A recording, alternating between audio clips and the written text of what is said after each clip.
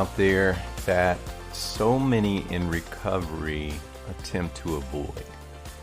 It's a bit like what my mama used to say, or your daddy, right? That the proper way to conduct yourself in business, personal affairs, mixed company, is if you want to fit in, you don't want to ruffle any feathers. You never want to cause any waves.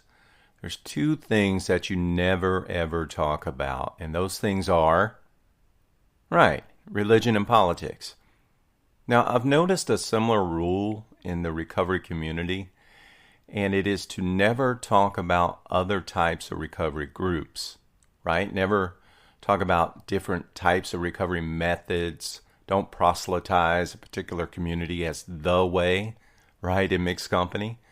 Or you face that possibility of maybe being shunned or made to feel stupid or demoralized. So I wanted to bring this up. It's reaching a bit from the subject, my normal subject of nutrition in recovery, but it plays a parallel. And here's how.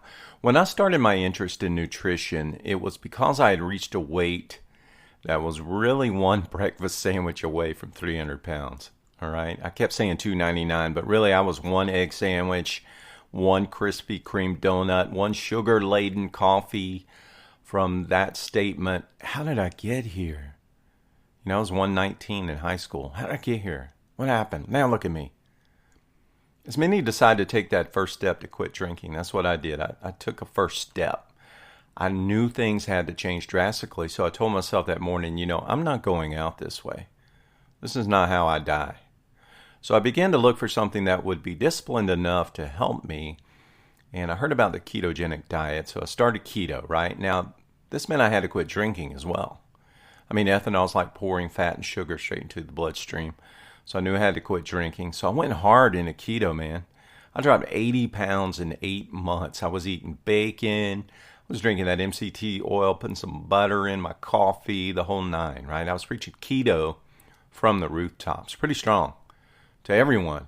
It was great for me. I finally found a solution, but I think it was a bit of a thorn in everybody else's side.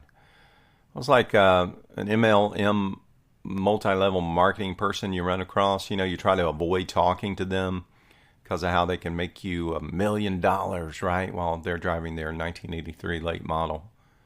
Every conversation is about how great this one thing is and how it will solve all your problems. I think it was pretty annoying to most people, but that was me.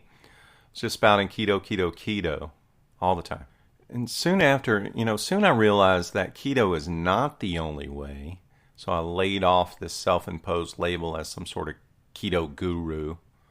I started to want to know the science really behind the body as it comes to the thousands of processes that happen when you take that bite of food. I wanted to know that. So I learned about metabolic flexibility, right? And the fact that not everyone reacts the same to a particular eating methodology. Everyone is different.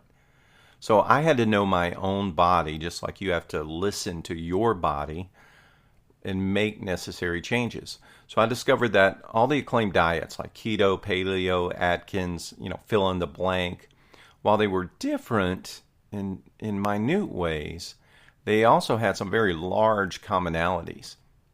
I learned that if I wanted to make the biggest impact in the lives of people nutritionally, I had to be flexible